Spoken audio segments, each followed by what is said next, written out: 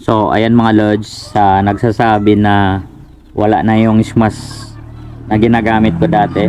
Ito mga lods, buhay na buhay pa.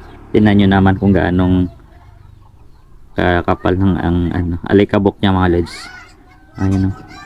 So buhay na buhay pa yung smash natin mga lods. Huwag kayong mag-alala sa mga solid followers ko na naka-smash dyan. Hindi ko po kayo iniwan. Ayan mga lods, ito pa yung smash natin, buhay na buhay pa yan.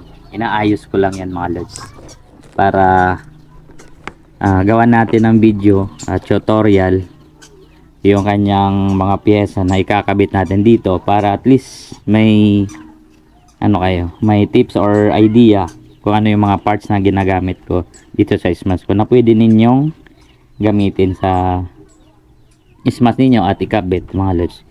Yan, so ayusin pa natin yan, bubuuhin natin yan ng maayos mga lods.